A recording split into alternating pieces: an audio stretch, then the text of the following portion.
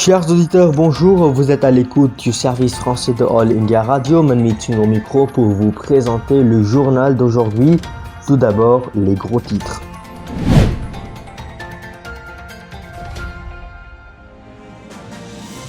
Décès du légendaire footballeur argentin Diego Maradona. L'Allemagne cherche à obtenir un accord européen pour fermer des stations de ski à la suite de la propagation du coronavirus.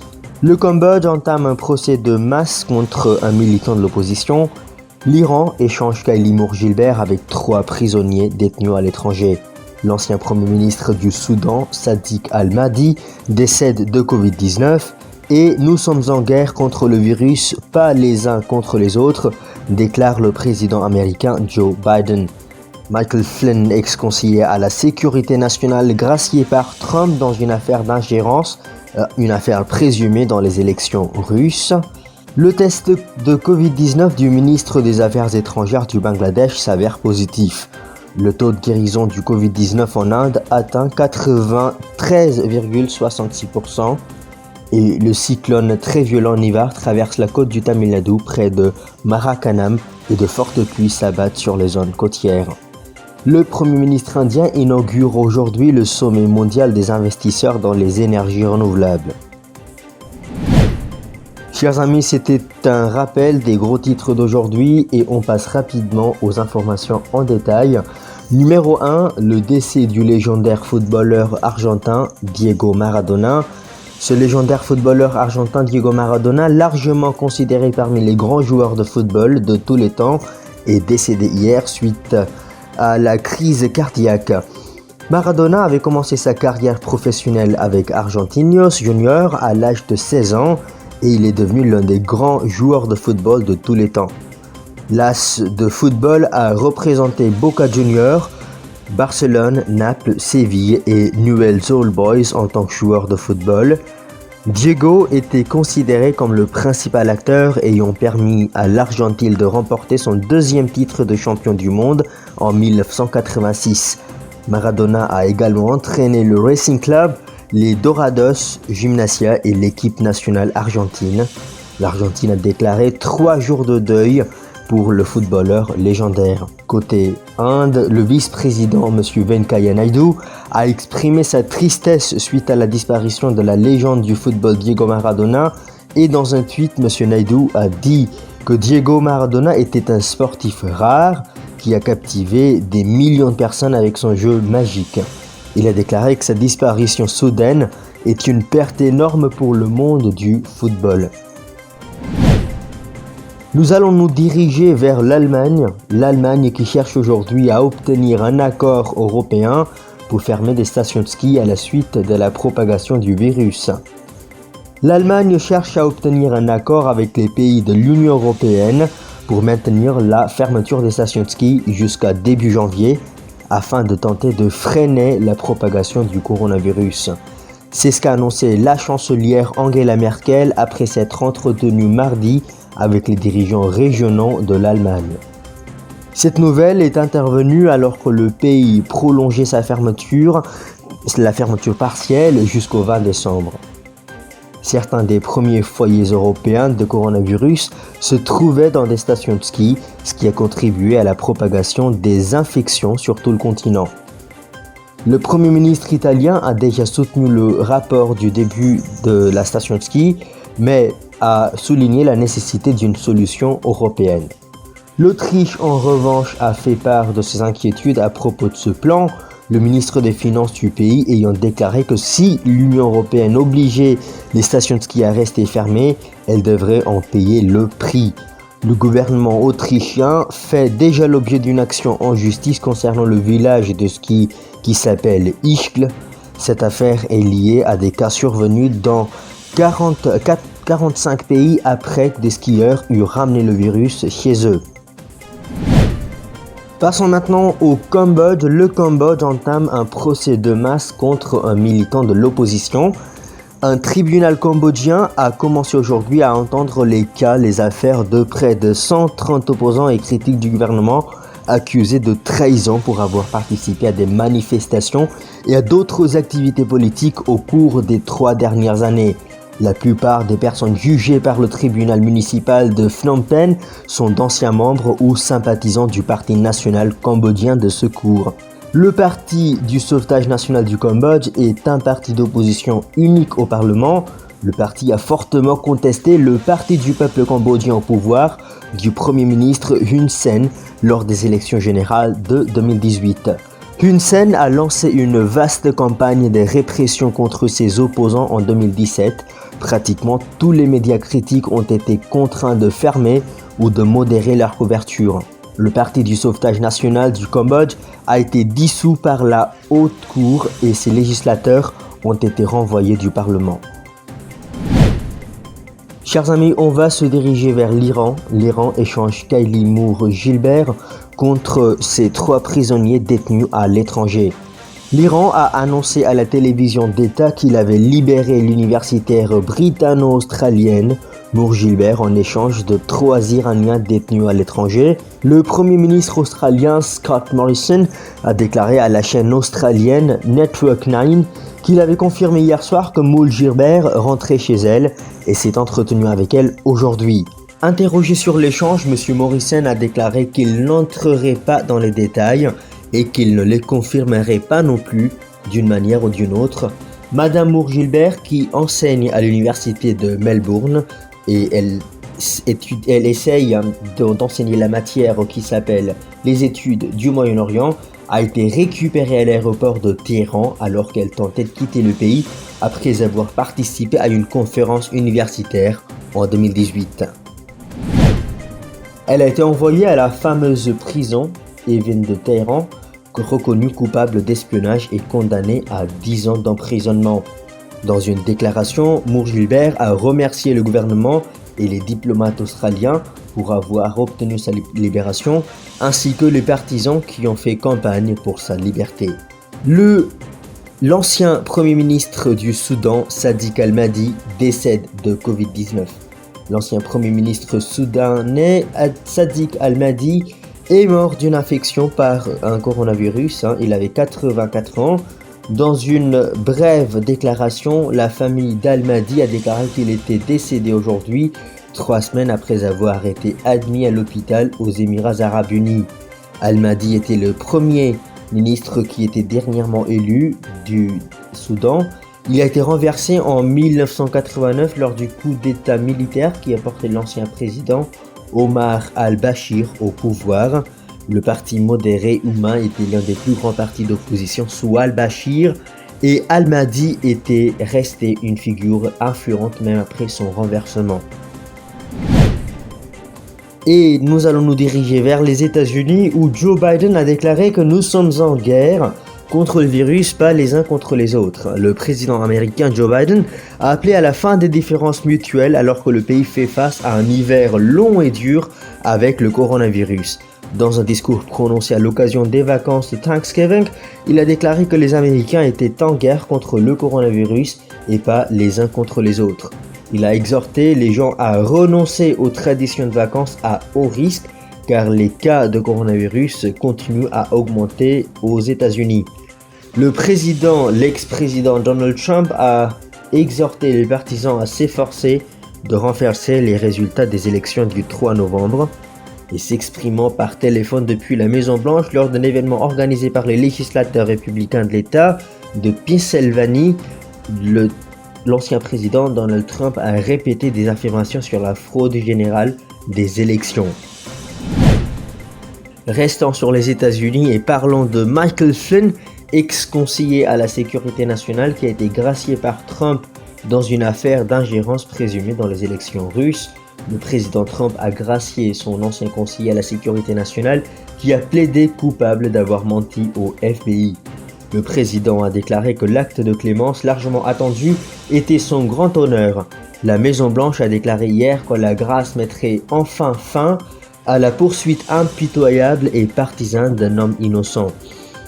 M. Flynn faisait partie des anciens collaborateurs du président Trump qui ont été condamnés au cours d'une enquête du ministère de la Justice sur des allégations d'ingérence dans les élections russes. Il a admis en 2017 après avoir menti au FBI au sujet des contacts avec l'envoyé russe, puis a tenté de retirer son plaidoyer. Côté Bangladesh, le test Covid-19 du ministre des Affaires étrangères du Bangladesh s'avère positif. Au milieu d'une flambée des cas de coronavirus, le ministre des Affaires étrangères et le secrétaire d'État aux Affaires étrangères du Bangladesh ont été testés positifs au coronavirus. Un communiqué de presse du ministère des Affaires étrangères publié hier a indiqué que le ministre des Affaires étrangères, le Dr Ake Abdul Momen, et le secrétaire d'État aux Affaires étrangères, Massoud bin Momen, ont tous les deux été testés positifs au coronavirus lorsqu'ils se sont présentés au test avant de partir pour le Niger afin de participer à la réunion de l'Organisation de coopération islamique, ce qu'on appelle aussi OCI. La visite a par conséquent été annulée. Le communiqué de presse indique qu'ils sont tous les deux isolés chez eux, conformément au conseil du médecin. Dans l'intervalle, le Bangladesh a fait état de 39 décès dus au coronavirus hier. Revenons vers l'Inde. Le taux de guérison du coronavirus en Inde atteint 93,66%. L'Inde a franchi une étape importante dans sa lutte contre le coronavirus.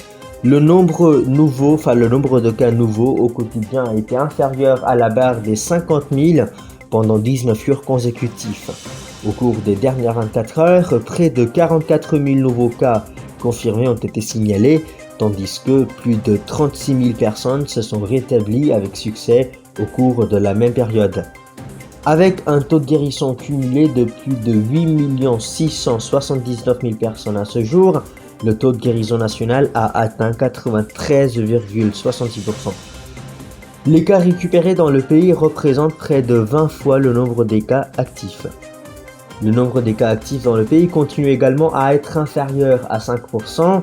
Le nombre total des cas actifs dans le pays s'élève aujourd'hui à 452 344, ce qui ne représente que 4,88 du total des cas signalés. Nous allons nous diriger vers le sud de l'Inde où le cyclone très violent qui s'appelle Nivar traverse la côte du Tamil Nadu près de Marakanam et de fortes pluies s'abattent sur les zones côtières. Le cyclone très sévère Nivar a frappé la côte en fin de nuit dernière et a touché terre en début de matinée aujourd'hui. Il a traversé les côtes près de Marakanam dans le Tamil Nadu près de Puducherry. Pendant la traversée, le cyclone a déclenché des vents violents de vitesse allant de 120 à 130 km de l'heure, soufflant à 140 km à l'heure. Il a également provoqué des pluies torrentielles dans de nombreuses zones côtières, notamment à Chennai. La mer a été féroce lors de l'arrivée sur les côtes. Plusieurs rivières et ruisseaux et plans d'eau reçoivent des eaux abondantes. Plusieurs parties de l'Andhra Pradesh connaissent des pluies sous l'influence du Nivar. Le département de la météorologie a déclaré que le cyclone commencera à s'affaiblir dans environ 6 heures après avoir touché la Terre. Cependant, l'activité pluviale sous son impact se poursuivra pendant plus de 15 heures. Plus de 120 000 ont été déplacés et des zones vulnérables ont été gravement touchées par l'arrivée de ce cyclone. Chers amis, la dernière nouvelle d'aujourd'hui, le Premier ministre indien inaugure aujourd'hui le sommet mondial des investisseurs dans le domaine des énergies renouvelables. Le Premier ministre Narendra Modi inaugure virtuellement la 3e rencontre mondiale des investisseurs dans le domaine des énergies renouvelables et l'exposition Reinvest 2020 aujourd'hui va commencer. Au cours de cette conférence virtuelle de 3 jours, toutes les grandes entreprises présenteront leurs derniers développements technologiques dans le domaine des énergies renouvelables et discuteront des différentes options disponibles pour la transition énergétique. Plusieurs dirigeants mondiaux, les ministres de l'énergie de 75 pays et 200 intervenants éminents participeront à l'événement. Le sommet est organisé par le ministère des Énergies nouvelles et renouvelables et ce sommet vise à accélérer l'effort mondial pour intensifier le développement et le déploiement des énergies renouvelables et à mettre en relation la communauté mondiale des investisseurs avec les acteurs indiens du secteur de l'énergie. Le thème de Reinvest 2020 est « Innovation pour une transition énergétique durable ».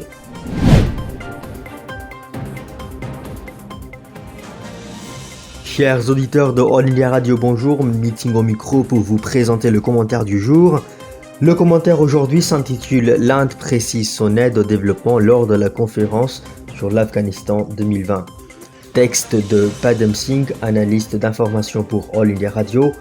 Le commentaire vous est présenté par Manmeet Singh. Vous êtes à l'écoute du service français de All India Radio. Le ministre des Affaires étrangères, le Dr Jaishankar, a dirigé la délégation indienne à la conférence sur l'Afghanistan 2020 qui a été organisée virtuellement à Genève cette semaine. La conférence était co-organisée par les Nations Unies, le gouvernement de la République islamique d'Afghanistan et le gouvernement de la Finlande. Elle visait à réaffirmer l'engagement de la communauté internationale envers l'Afghanistan durant la seconde moitié de la décennie de transformation 2015-2024. Le ministre des Affaires étrangères a annoncé que l'Inde venait de conclure avec l'Afghanistan un accord pour la construction du barrage Chatut qui fournira de l'eau potable à 2 millions d'habitants de la ville de Kaboul. L'Inde avait auparavant construit la ligne de transmission Phule-Kumri, longue de 202 km, qui alimente la ville de Kaboul en électricité. Le Dr Jaishankar a également annoncé le lancement de la phase 4 des projets de développement communautaire à fort impact en Afghanistan, qui prévoit plus de 100 projets d'une valeur de 80 millions de dollars que l'Inde entreprendrait en Afghanistan. Le ministre a souligné l'engagement à long terme de l'Inde en faveur du développement de l'Afghanistan et du bénéfice de son peuple en tant que voisin et partenaire stratégique du contigu. Le portefeuille de développement de l'Inde en Afghanistan s'élève à ce jour à plus de 3 milliards de dollars. Le ministre des Affaires étrangères a souligné qu'aucune partie de l'Afghanistan n'est aujourd'hui épargnée par les quelques 400 projets que l'Inde a entrepris dans les 34 provinces afghanes. Il a souligné que la croissance de l'Afghanistan a été limitée par la géographie enclavée et a mis en avant les efforts de l'Inde pour fournir une connectivité alternative par le port de Chabahar et un couloir de fret aérien entre l'Inde et l'Afghanistan. L'aide humanitaire indienne de 75 000 tonnes de blé destinée à renforcer la sécurité alimentaire de l'Afghanistan pendant la pandémie de Covid-19 a été acheminée par le port de Chabahar. L'Inde a beaucoup investi dans la paix et le développement en Afghanistan et estime que les acquis de 2 dernières décennies doivent être préservés et que les intérêts des minorités et des femmes et des groupes vulnérables doivent être garantis. Le ministre des Affaires étrangères a exprimé sa préoccupation concernant le niveau croissant de violence en Afghanistan et a réitéré l'appel de l'Inde à un cessez-le-feu immédiat et complet. En tant que partie prenante importante, l'Inde se réjouit de marcher main dans la main avec le peuple afghan et la communauté mondiale pour œuvrer à un Afghanistan pacifique, prospère, souverain, démocratique et uni. En tant que voisins contigus, l'Inde et l'Afghanistan partagent une relation historique et naturelle. Le partenariat stratégique de l'Inde et son engagement à long terme en faveur du développement de l'Afghanistan reflètent ce partenariat qui a fait ses preuves au cours du temps. Le portefeuille de développement de l'Inde pour l'Afghanistan, qui s'élève à plus de 3 milliards de dollars, vise à renforcer les capacités et les compétences des ressortissants afghanistans ainsi que ses institutions en vue d'améliorer la gouvernance et le service public. L'Afghanistan a énormément bénéficié de plus de 400 projets de développement de l'Inde répartis dans ses 34 provinces. Cela a permis d'améliorer la vie des Afghans ordinaires.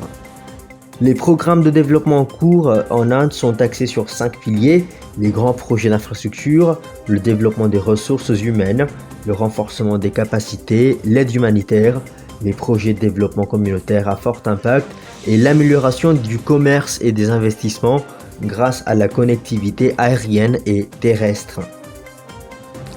Les grands projets d'infrastructure indiens achevés comprennent la construction d'une route de 218 km de Delaram à Zaranj, à la frontière irano-afghane, qui permet de relier l'Afghanistan à l'Iran, un barrage d'amitié entre l'Inde et l'Afghanistan, et le bâtiment du Parlement afghan inauguré en 2015.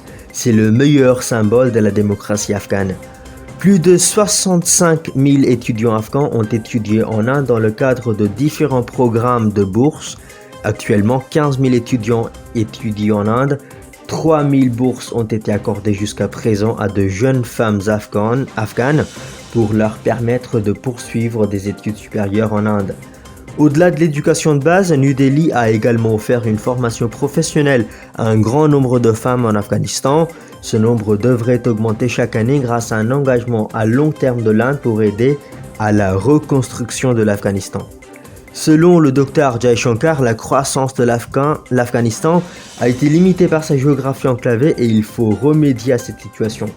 Grâce au port de Chabahar, l'Inde a fourni une connectivité alternative à l'Afghanistan. L'Inde a également envoyé plus de 20 tonnes de médicaments et d'autres équipements pour sauver des vies afin de relever le défi de la Covid-19 en Afghanistan. Chers amis, c'était le commentaire du jour. Vous êtes à l'écoute du service français de All India Radio. Restez à notre écoute pour la suite.